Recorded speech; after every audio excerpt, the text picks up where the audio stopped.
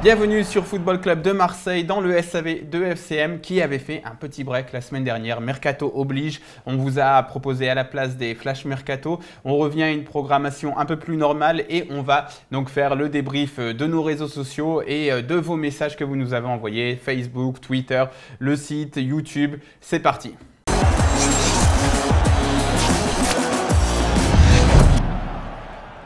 On commence avec un commentaire YouTube sur le débat foot Marseille du 28 août dernier, donc où on a largement parlé de l'énorme rouste que l'OM s'est pris contre Monaco. Et c'est Kavski qui nous dit moi, il y a une chose qui m'intrigue, c'est que tous les médias sportifs, enfin soi-disant, alors si on met les guillemets, on met peut-être pas soi-disant à côté, et puis on écrit soi-disant sans faute d'orthographe, ne soulignent pas les conditions de cette défaite. L'OM a joué un match à enjeu majeur 4 jours avant et s'est qualifié pour les phases finales d'une Coupe d'Europe. On a dû battre le Milan AC en tour préliminaire.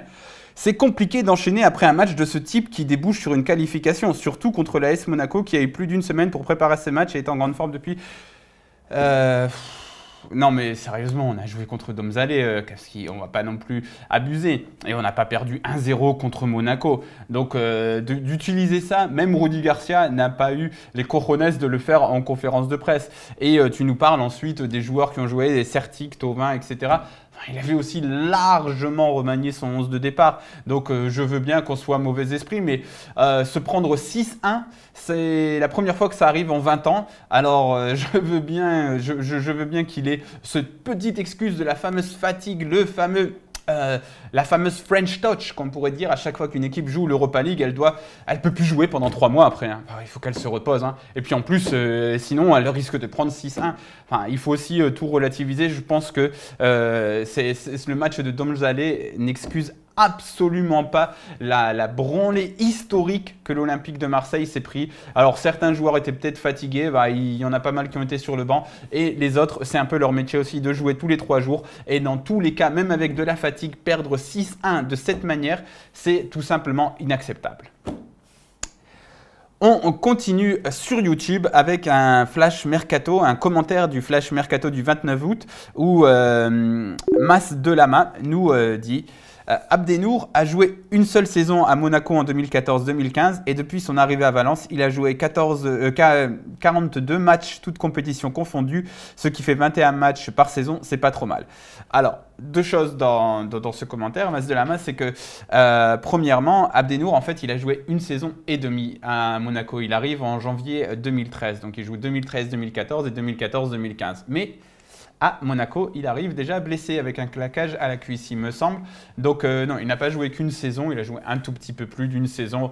Mais bref, on comprend un peu ce que tu voulais dire. Et par rapport à ces 42 matchs, toutes compétitions confondues, c'est vrai qu'au final, c'est un total qui n'est pas si désastreux que ça. Mais il faut voir aussi... la qualité de ces 42 matchs parce qu'il y en a certains où il est passé complètement à côté, où il a été pris de vitesse.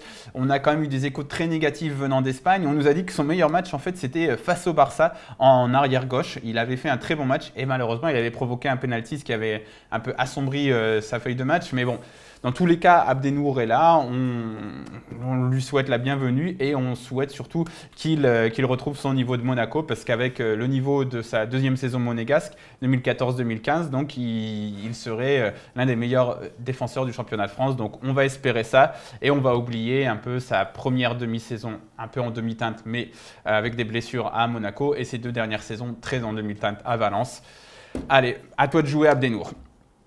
Allez, on change de réseau social et on va sur Facebook avec ce commentaire de Karim Bouch, une publication sur William Vainqueur. Alors, Karim, tu nous dis Zubizarreta vient de dire en conférence de presse que l'OM lui a proposé un contrat début juin et qu'il a refusé.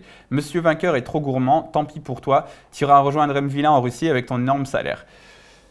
2-3 trucs, Karim. Alors, tout d'abord, il faut faire attention. Ce qu'a dit Zubizarreta, c'est pas exactement qu'il avait proposé un contrat. Il a dit qu'il avait discuté avec William Vainqueur. Et aux dernières nouvelles, on a appris qu'ils ont un peu vu combien tu demandes, combien tu serais prêt à accepter, etc.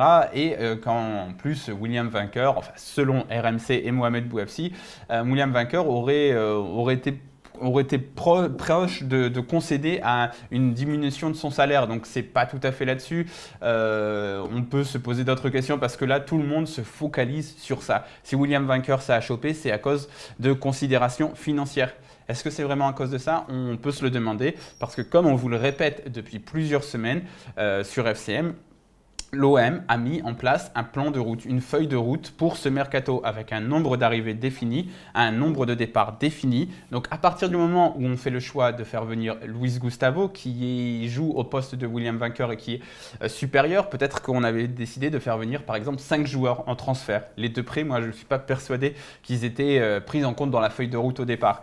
Mais une fois qu'on fait venir Luis Gustavo, eh ben, on a peut-être plus trop la surface et puis ça rentre plus dans la feuille de route, dans le plan qu'on s'était donné de faire venir William Vainqueur.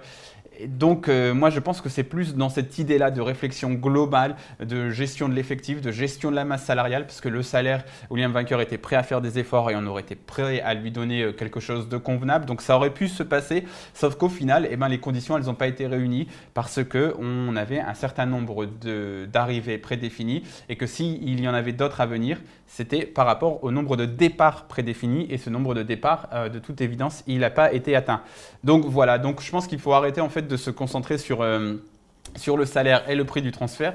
Pour William Vainqueur, c'était autre chose, c'était de la gestion d'effectifs et du projet plus général. Allez, on quitte Facebook et on va donc sur Twitter pour une réaction de @13 Laurent TP. Qui réagissait à Tonini, qui nous disait ici même sur le plateau de Débat Foot Marseille: depuis le 6e but de Monaco, on a fait 3 abonnements. Et toi, Laurent, tu nous répondais: étonnant, chez les Winners, ils ont tout vendu, record battu. Et tu as tout à fait raison, les South Winners ont rempli, ont vendu tous leurs abonnements. Mais par contre, chez les Yankees, c'est un peu plus délicat, comme dans tout le virage nord de manière générale. Ça ne t'échappera pas qu'il y a un peu plus de sièges vides en virage nord qu'en virage sud. Et puis en plus, les Yankees, ils ont ce problème de procès. Si tu te souviens, l'an dernier, il y a eu un litige entre l'Olympique de Marseille et les Yankees sur les données de leurs abonnés, etc. Donc tout ça, ça a aussi un peu freiné les gens à venir s'abonner chez les Yankees. Donc il y a ça également. Et puis on entend aussi ici et là supporters qui se disent: en virage sud, l'ambiance est peut-être meilleure parce que s'il y a des groupes peut-être qui sont un peu plus vivants, même si on n'oubliera pas de parler des fanatiques en virage nord qui sont quand même extrêmement actifs. Bref, voilà ce qui explique sans doute la différence entre Yankee et South Winner. Allez, on passe à la suite avec un dernier commentaire de Jean-Neymar, @Chabali-Chabala, qui réagissait à une déclat de Dimeco qui disait: un bon attaquant, c'est injouable pour l'OM. Et toi, Jean-Neymar, donc tu nous disais: c'est pour ça qu'en 1993, on n'a pas recruté Maradona, mais Boksic. Ne deviens pas en suquet toi aussi, Eric. Et c'est une réflexion qui, ma foi, fait du sens, comme dit Jacques-Henri Hérault, parce que, on pouvait peut-être... c'est un peu différent quand même, parce que Boksic était beaucoup plus jeune quand il vient chez nous que Mitroglou, mais ça prouve aussi qu'il y a peut-être des attaquants à aller chercher dans d'autres championnats que simplement d'aller chercher le top niveau. Et puis surtout, après... il faut bien sûr relativiser, je sais que tu le fais, mais il faut relativiser la comparaison entre 93 et l'équipe actuelle. Ça n'a rien à voir, on n'est pas dans le Gotha européen actuellement, mais tout ça pour dire que c'est quand même sympa de rappeler que l'OM a aussi été capable d'aller chercher des attaquants qui sont devenus des grandes stars comme Alan Boksic. Donc voilà, merci à toi Jean, si tu permets que je te tutoie. Et on va en rester là pour cette semaine. Donc continuez de nous écrire, de nous commenter sur Twitter, sur Facebook, Instagram, YouTube et sur notre site. Allez, à ciao, bientôt.